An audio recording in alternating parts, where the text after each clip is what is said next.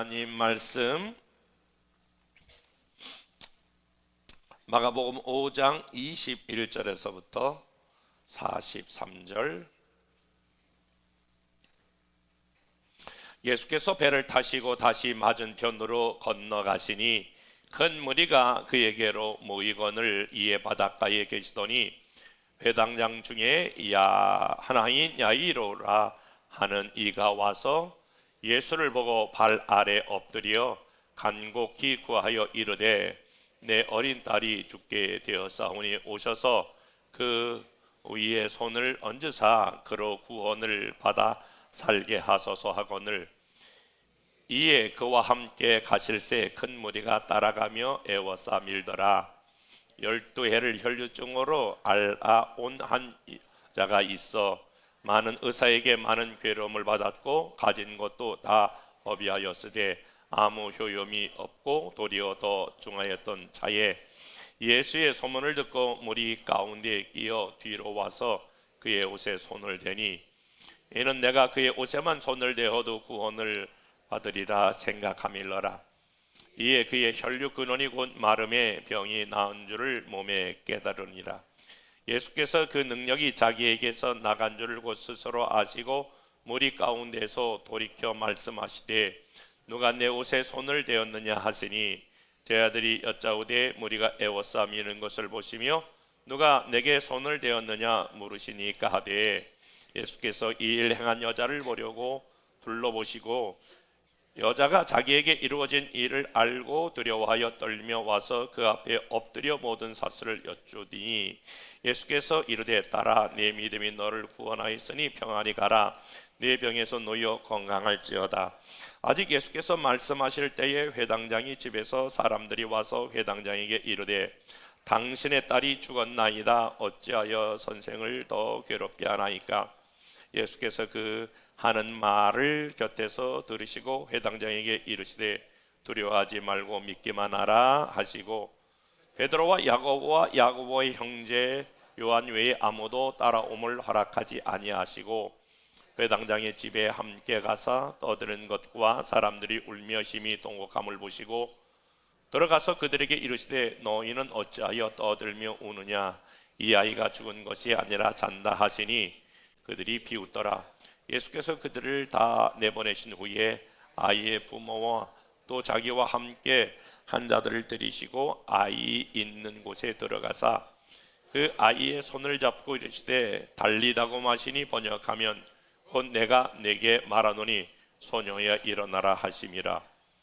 소녀가 곧 일어나서 걸으니 나이가 12살이라 사람들이 곧 크게 놀라거늘 예수께서 이 일을 아무도 알지 못하게 하라고 그들이 많이 경계하시고 이에 소녀에게 먹을 것을 주라 하시니라. 아멘.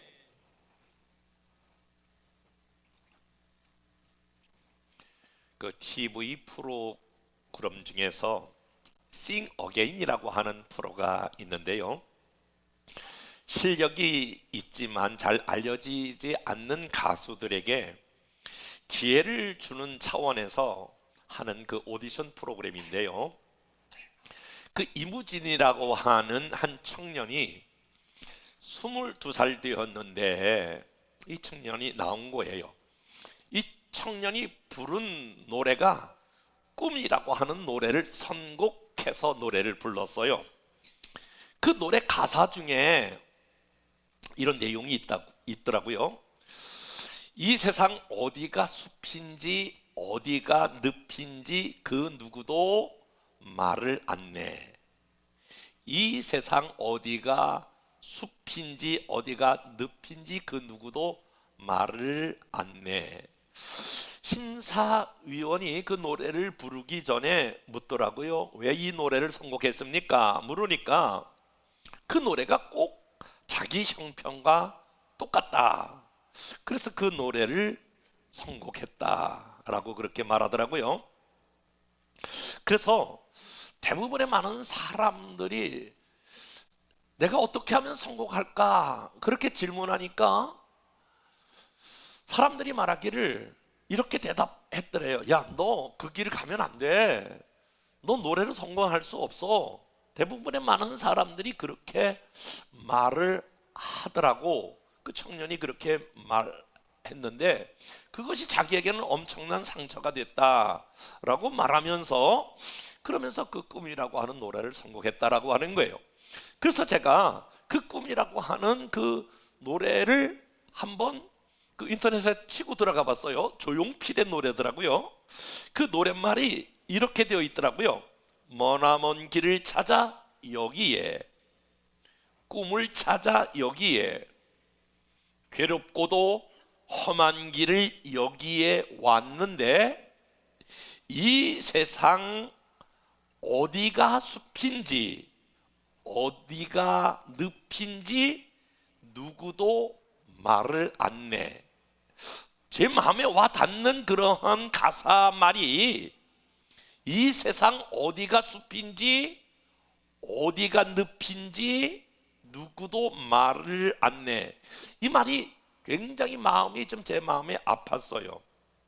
청년들이 이 세상을 살아가면서 어느 길로 가야 그게 숲인지 어느 길로 가면 안 되는 그게 늪인지 알 수가 없다라고 하는 거예요. 사실 이 말은 어떻게 청년들에게만 해당되는 말이겠습니까? 많은 세상 사람들이 이 세상을 살아가면서 어느 길로 가야 하는지, 이것이 어떻게 청년들에게만 해당되는 말이겠습니까? 기성세대를 살아가고 있는 저와 여러분들이 어느 길로 가야 되는지, 이 길이 참 숲인지 이 길로 가면 안 되는 늪인지 우리인들 알겠습니까? 할머니 할아버지인들 이 길로 가면 되는지 이 길로 가면 안 되는지, 이걸 투자하면 되는지 이걸 투자하면 안 되는지 여러분들인들 알겠습니까? 사실 우리는 우리의 삶이 오리무중인 삶을 살고 있는 것이 저와 여러분들이지 않겠습니까? 어쩌면 우리는 하루에도 몇 번씩, 아니면 한 달에도 몇 번씩 가슴을 쓸어내려야 되는, 내일을 알 수 없는 그러한 삶을 사는 것이 저와 여러분들의 삶이 아닙니까? 요즘 흔히 많이 쓰이는 심리학적인 용어로 학습된 무기력이라고 하는 단어가 우리에게 익숙하지 않습니까? 학습된 무기력이라고 하는 말은 극복될 수 없는 부정적인 그러한 단어들이 뭔가 해도 노력을 해도 잘 이루어지지 않는, 바꿀 수 없는 상황, 그게 심리학에서는 학습된 무기력, 이런 단어가 요즘 유행이지 않습니까? 저는 종종 이렇게 고속도로 가다가 휴게소에 들리면 조그만 이런 좌판기에 책을 파는 게 있어요. 저희 취미는 이렇게 휴게소에 가서 이곳저곳을 둘러보고 또 이것저것에 있는 것을 기웃거리는 게 제 취미 중에 하나입니다. 그래서 뭐 이상한 거 파는 거 있으면 하나씩 이렇게 사오기도 하는데, 이러한 좌판기에 책들도 팔아요. 어느 책을 이렇게 보니까 책 서점에, 조그만 서점에 이러한 책 제목이 있더라고요. 잠 못 드는 당신을 위한 밤의 심리학. 책 제목이 좀 이상하기도 하고 약간 야한 책 같아서 제가 책 제목을 살짝 들춰봤더니 심리학자들이 쓴 공저더라고요. 그런데 딱 첫 번째 제목을 열고 보니까 그 부제목으로 사람의 몸을 구성하고 있는 그 70%가 물이다. 그리고 그 밑에 정신을 70%가 물이라면 정신을 구성하는 70%가 불안이다. 이렇게 딱 쓰여져 있더라고요. 그러니까 벌써 제목이 뭐를 의미하고 있는지 제목이 벌써 여러분 생각나지 않아요? 잠 못 드는 당신을 위한 밤의 심리학. 인간의 정신의 70%가 불안이다라고 하는 거예요. 제가 이렇게 서론을 거창하게 꺼내는 것은 오늘 본문에 회당장 야이로 이야기를 하려고 그러는 거예요. 오늘 회당장 야이로는 지금 어디가 숲인지 어디가 늪인지 오리무중에 그러한 상황을 맞이하고 있는 거예요. 오늘 어린 딸이 하나 있었거든요. 어린 딸이 하나 있었는데 지금 어린 딸이 죽음을 경험할 정도의 어려움을 맞이하고 있었다라고 하는 거예요. 본문 한번 볼까요? 마가복음 5장 22절 23절인데 22절 말씀 다 같이 한번 읽어볼게요. 시작.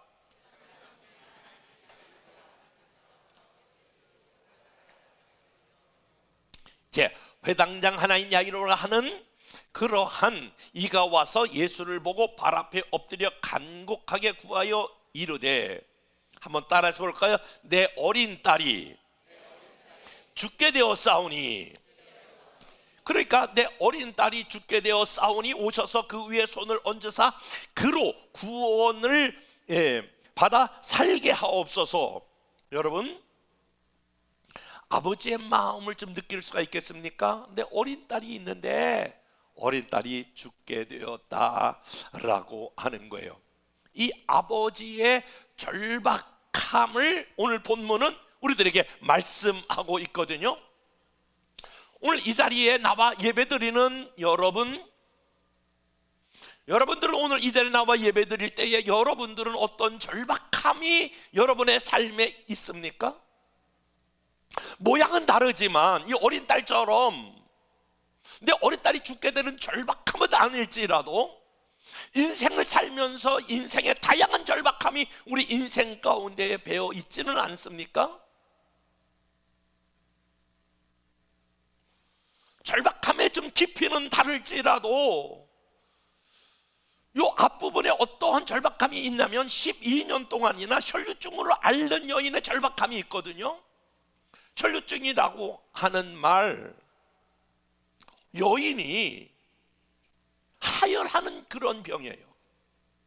그러니까 여인인데 12년 동안 계속 밑으로 피를 하혈하는 병이에요. 한 달에 한 번 하는 그러한 병이 아니고 계속 피를 하혈하는 거예요. 그러니까 대중적으로 이렇게 나가 지금 이런 병이 있다라고 공개적으로 이야기할 수 있는 병이 아니에요. 감추어야 될 병이에요. 여인으로서 공개적으로 이야기할 수 있는 병이 아니에요. 오늘 여러분 중에 이 자리에 나왔을 때에 우리 딸이 죽게 됐어요 라고 하는 것은 공개적으로 이야기해도 아무 문제가 없어요. 그런데 그 앞부분의 중간 부분에 보면 12년 동안 혈류증으로 앓는 이 여인은 공개하기 어려운 절박함이 있는 여인이 있단 말이에요. 사람은 살아가면서 절박함의 모양은 다르지만 절박함의 양태는 다 다를 수 있어요. 어떤 사람은 아마 재정적인 그 절박함이 있을 수 있을 거예요. 어떤 분들은 자녀가 너무너무 고통스럽게 마음에 아픔을 주는 자녀도 있을 거예요. 어떤 사람은 인간관계에 아주 복잡다단한 그러한 절박함이 있을 수 있을 거예요. 어떤 사람은 비즈니스로, 어떤 사람은 질병으로.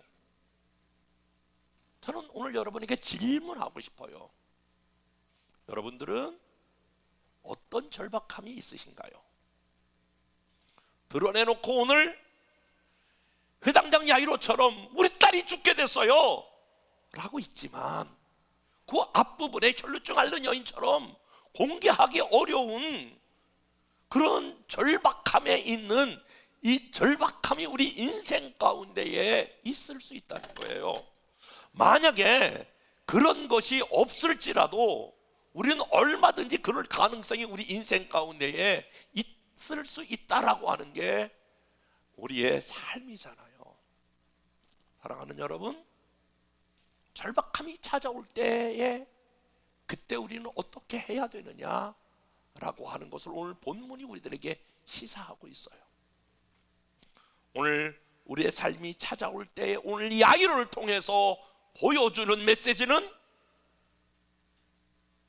이때에 이 상황이야말로 첫 번째로 이 절박함이 찾아올 때에 이때야말로 우리가 주님께 나아가야 될 때라고 하는 사실을 오늘 본문은 우리들에게 말씀하고 계세요.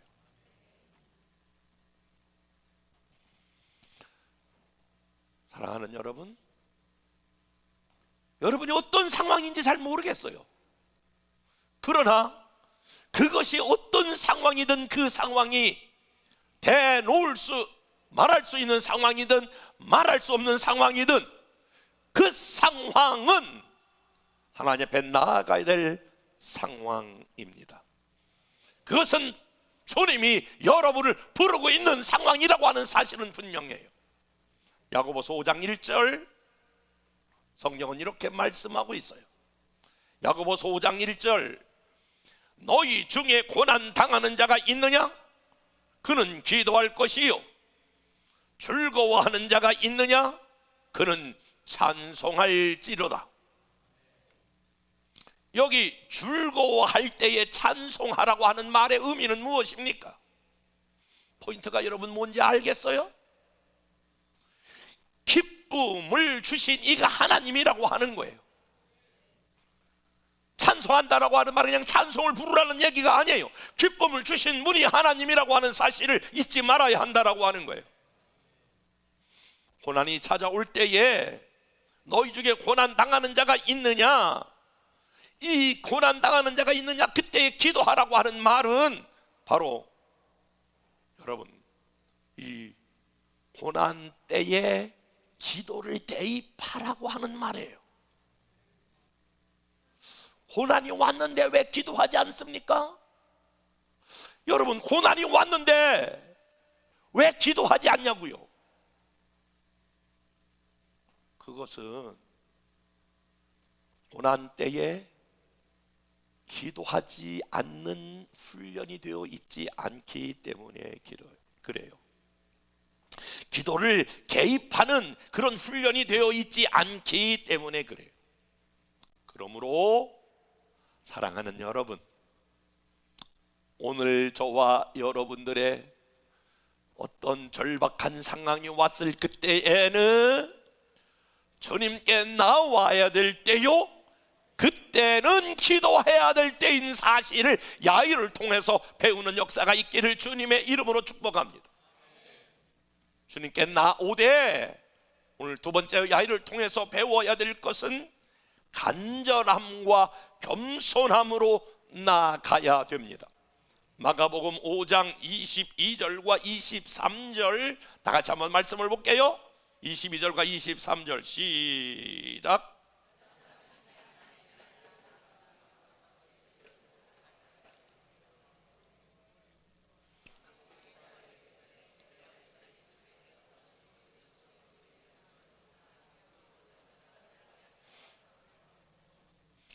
자, 오늘 보니까 회당장 야이로가 예수를 보고 발 앞에 엎드려 간곡하게 구하여 이르되, 여러분 지금이나 그때나 유대인들은 조그만 동네마다 다 회당이 있어요. 회당이 쭉 있으면 회당 전체 그 지역에 회당을 총괄하는 사람이 회당장이에요. 그러니까 굉장히 회당장은 높은 직책에 있는 사람이에요. 거기서 율법을 가리키고 하나님의 말씀을 가리키는 사람이에요. 그러니까 유대인 사회에서 회당장 그러면 명망이 있고 존경받고 굉장히 높은 사람인데, 그 당시에 예수님은 젊은 청년이에요. 젊은 청년 앞에 회당장인 이 야이로가 그의 앞에 예수를 보고 발 앞에 엎드렸다. 여러분 실질적인 거 한번 생각해 보세요. 지금 머리가 허연 그런 이 회당장이 젊은 청년 예수 앞에 나가 엎드려서 발 앞에 엎드려 간곡하게 나를 살려달라고 하는 이 모습, 이 행동에는 두 가지의 모습이 있는데, 하나는 이 회당장을 통해서 나타나는 것은 바로 뭐냐면 그 회당장을 통하여 겸손함이 되어져 있고, 하나는 간절함이 있다라고 하는 거예요. 간절하니까 뭐가 있냐면 겸손함이 있는 것이고, 겸손함이 있으니까 간절함이 있는 거예요. 그러니까 겸손함과 간절함은 같이 가는 거예요. 사람이 간절하면 겸손하게 돼 있고, 겸손하면 간절하게 있는 거예요. 한번 옆에 사람과 악수하겠습니다. 겸손하면 간절하고, 간절하면 겸손한 거다. 시작.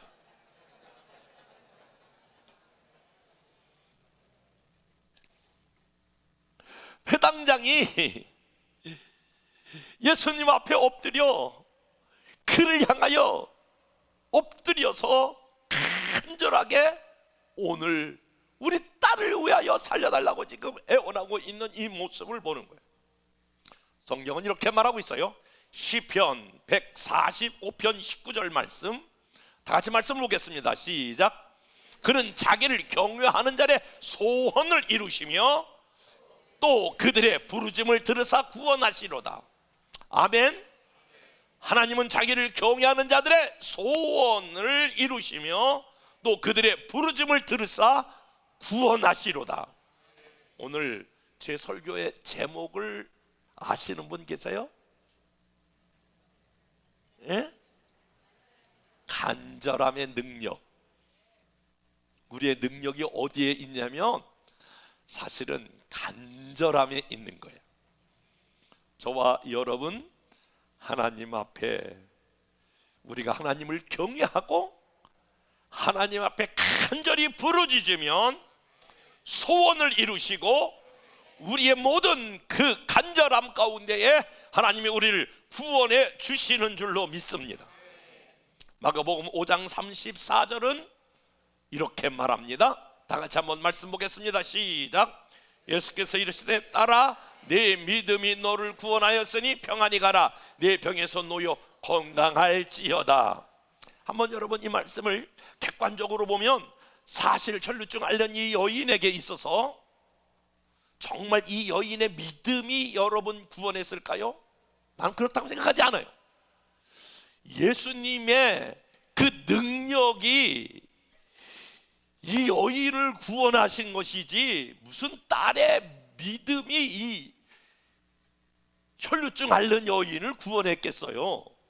그런데 예수님은 뭐라고 말씀하시냐면, 예수님의 그 십자가의 능력, 예수님의 그 권세, 예수님이 이 여인을 구원한 것이지만, 그러나 예수님은 뭘 강조했냐면 이 여인의 믿음 때문에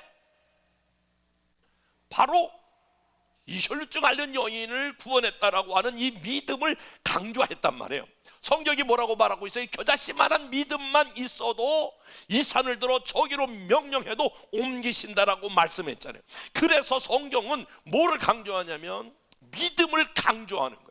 실질적으로는 예수님의 능력인데, 능력도 중요하지만 이 능력을 믿는 믿음에 대해서 강조할 때에 겨자씨만한 믿음도 여러분 어떤 능력이 있느냐?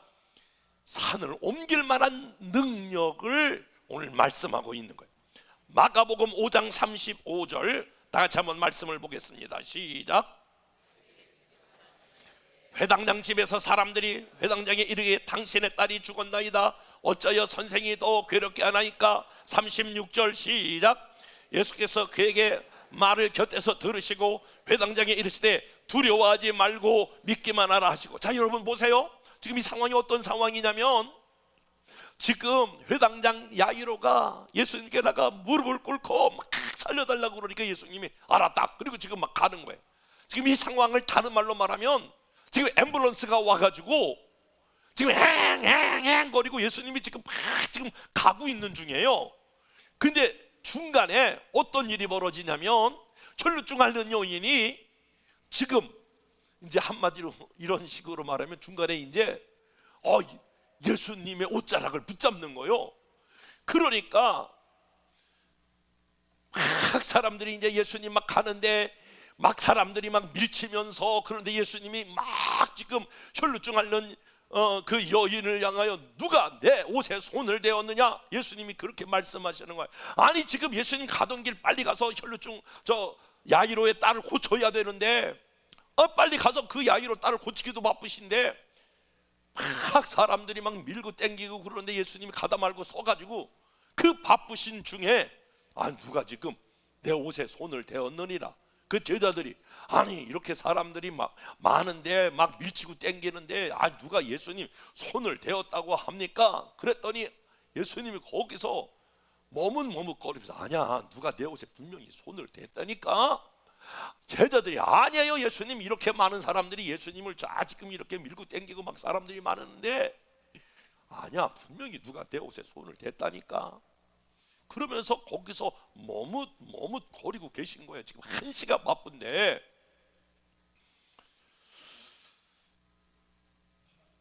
그리고 예수님께서 그 상황 가운데에 이제 그러다 보니까 전갈이 딱 왔는데, 이 전갈이 뭐야? 거기서 머뭇거리고 이야기를 주고받고 있는데 회당 집에서 와서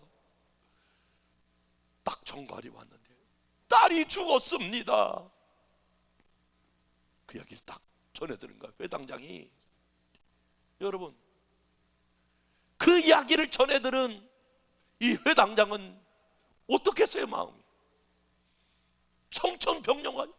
아니 예수님 왜 여기서 머뭇거리냐 말이에요.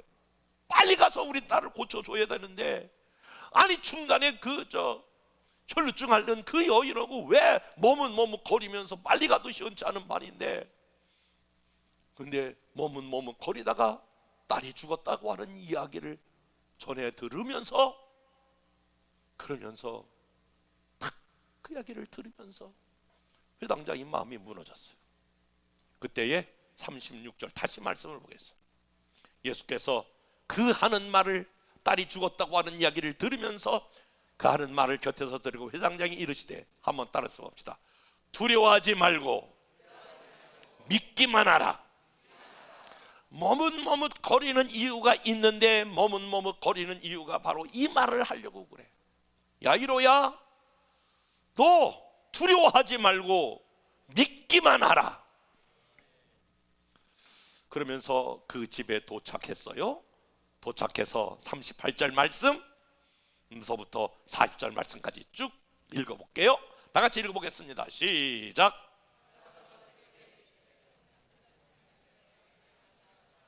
심히 통곡함을 보시고 돌아가서 그들에게 이르시되 너희가 어찌하여 떠들며 우느냐? 이 아이가 죽은 것이 아니라 잔다 하시니. 40절 시작.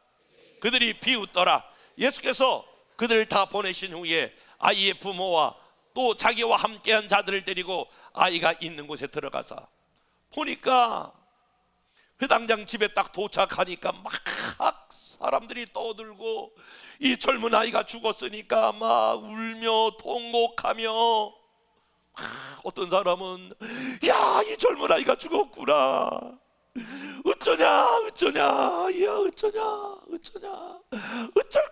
어쩔꼬 막 울고. 그런데 회당장과 예수님이 다 도착했어. 아니 다시 얘기해 볼게. 어쩔 거냐 생각났어. 어쩔 거냐. 아버지가 예수님과 다 도착했어. 사람들이 보니까 이제 비웃는 거예요. 아이고, 올라면 진작 오지. 이제 다 죽은 다음에 오면 뭐해? 다 이제 상황 끝났어. 종쳤어. 올라면 진작 오지. 뭐 하나님의 아들 뭐 예수님이 지금 오면 뭐해? 다 이제 죽었는 걸. 그래서 사람들이 그래서 한번 따라서 합시다. 그들이 비웃더라. 40절에 그들이 비웃더라. 예수께서 그들을 비웃는 사람을 다 내보내시고 부모와 또 자기와 함께 있는 자들과 아이들과 있었더라. 여러분, 질문이에요. 그들이 왜 비웃었을까요? 왜 비웃었을까요? 질문하는 거예요. 설교 시간이지만 왜 비웃었을까요? 이럴 때에 쓰는 질문이 있어요. 말이 말 같지 않아요? 왜 비웃었을까요? 예? 질문을 계속 할 거예요? 할 때까지. 왜 비웃었을까요? 예, 빨리 안 와가지고. 예. 예. 그렇지. 예수의 능력을 믿지 않았기 때문에. 예.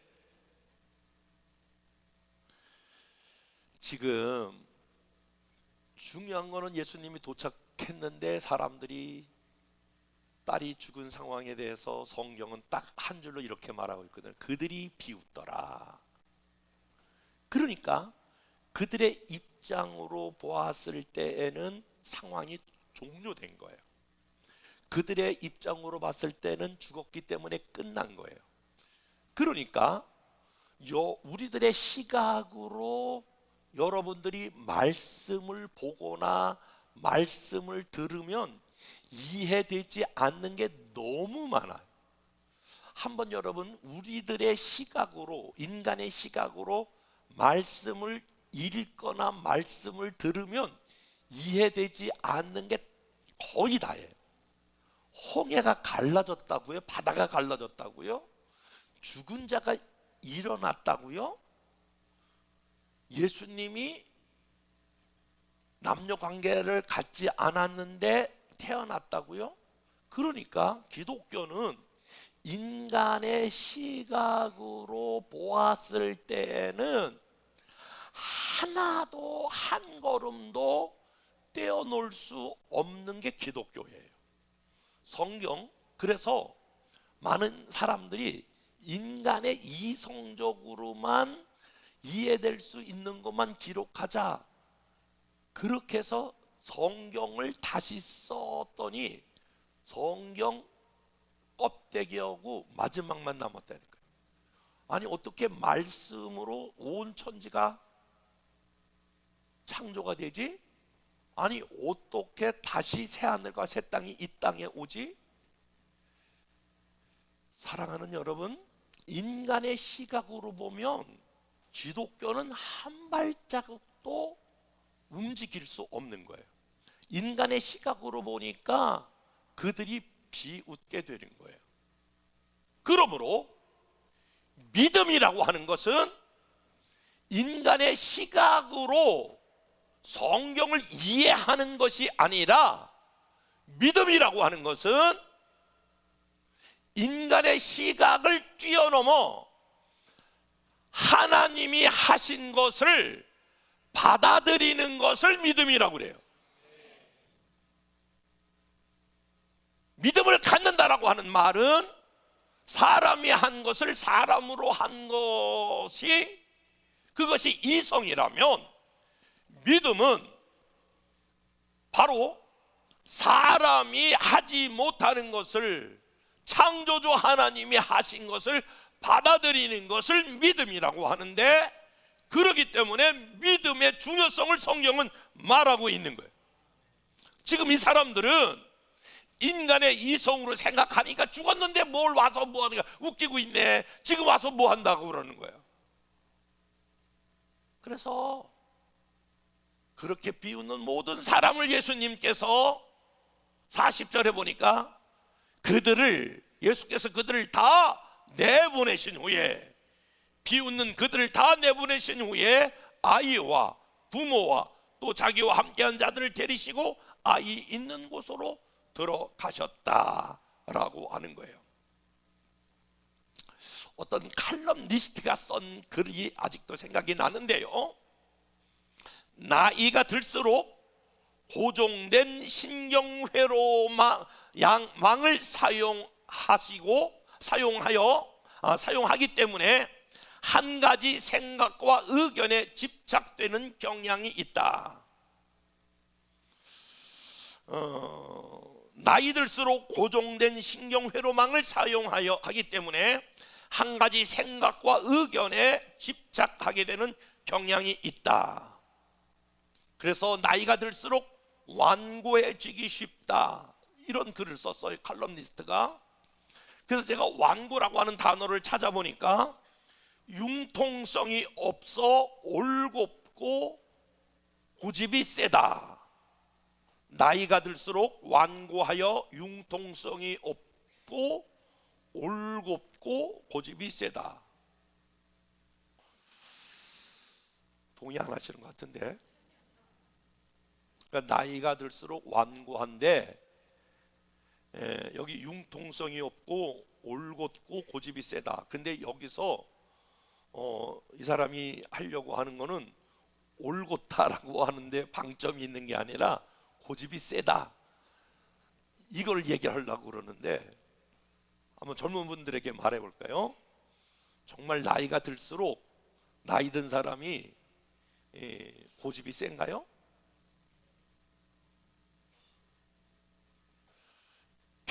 진짜요? 그렇구나. 그런데 나이 든 사람만이 아니라 우리 인간은 원래 죄인이라 다 고집이 세. 제가 보니까 가장 고집이 셀 때가 언제냐면 3살 때. 제가 우리 아이들 이렇게 보니까 제 엄마가 운동화를 이렇게 신겨주려고 그러면 아니에요, 내가 이렇게 지가 운동화 신는다고 그러더라고. 그리고 어떤 놈은 저만큼 신고 가다가 다시 와가지고 지가 지 운동화 다시 신고 가더라고. 그러니까 얼마나 나이가 많은 사람만 고집이 센 것이 아니라 나이 어린 아이들도 고집이 세더라고. 그러니까 은혜 받아야 넓으신 하나님 아버지의 마음을 본받아 마음이 넓어지는 거지. 나이가 어려도 나이가 젊은 사람도 고집이 세고, 은혜 안 받으면 나이가 먹을수록 더욱더 고집이 세. 그러니까 다 우리 하나님 아버지의 마음을 받아 마음이 넓어지는 은혜가 있기를 주님의 이름으로 축복합니다. 오늘 여기 이 비웃은 사람들, 불신앙의 결과 어떤 거를 이 사람들이 놓치냐면, 이 엄청난 소녀가 일어나는, 이 소녀가 죽음에서 일어나는 이 엄청난 기적의 현장을, 이 불신앙의 결과 이 사람들은 다 나가서 이 엄청난 기적의 현장을 놓치게 된단 말이에요. 그래서 교회는요, 어떤 현상이 나타나냐면 영적으로 이런 현상이 나타나요. 부익부 빈익빈, 이런 현상이 나타나는데, 믿음이 있는 사람은 점점점 믿음의 역사를 경험하게 되고, 믿음이 없는 사람은 점점 믿음이 없는 것을 경험하게 돼요. 다 내보내신 후에 이렇게 말씀하잖아요. 뭐라고 말씀하시냐면 41절 다 같이 읽어보겠습니다. 시작.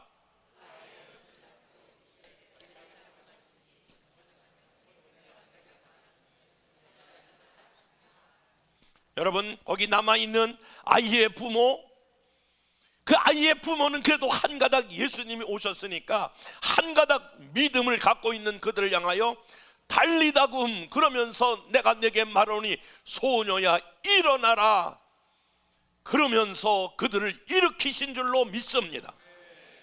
그래서 오늘 믿음을 가지고 있는 그들에게 하나님은 새로운 일을 일으키시고 오늘 그들과 함께 계신 줄로 믿습니다. 마가복음 5장 23절 다 같이 한번 마가복음 5장 23절 말씀 읽겠습니다. 시작.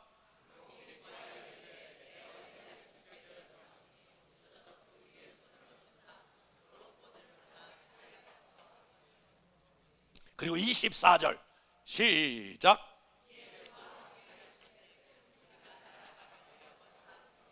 여기서 중요한 단어, 그와 함께 가실세. 오늘 야이로와 함께 가셔서 달리다금 하면서 그 딸을 일으키신 줄로 믿습니다. 저는 오늘 이렇게 말씀드렸어요. 어디가 늪인지 어디가 숲인지 알지 못하지만 오늘 어려울 때에 주님께 나가 기도하고 간절함으로 기도하는 자에게, 그리고 겸손히 기도하는 자에게 주님은 우리와 함께 하십니다. 그리고 달리다 보면 새로운 길을 열어주시는 줄로 믿습니다. 저는 이 말씀을 준비하면서 찬양 하나가 생각났습니다. 우리가 옛날에 많이 불렀던 찬양인데, 태산을 넘어 험곡에 가도 빛 가운데로 걸어가면, 그런 찬양이 생각나면서 그 2절, 캄캄한 밤에 다닐지라도 주께서 나의 길 되시고 나에게 밝은 빛이 되시니 길 잃어버릴 염려 없네. 사랑하는 여러분, 지금 아무리 어렵고 어디가 길인지 어디가 빛인지 늪인지 알 수 없을지라도 우리가 주님 앞에 나가 겸손히 무릎 꿇고 그분의 길을 구하면 주님이 우리와 함께 계셔서 아무리 길을 알 수 없을지라도 캄캄한 밤에 다닐지라도 주께서 우리의 길 되시고 우리에게 밝은 빛이 되어주셔서 길 잃어버릴 염려 없게 되는 은혜가 저와 여러분에게 있게 될 줄로 믿습니다.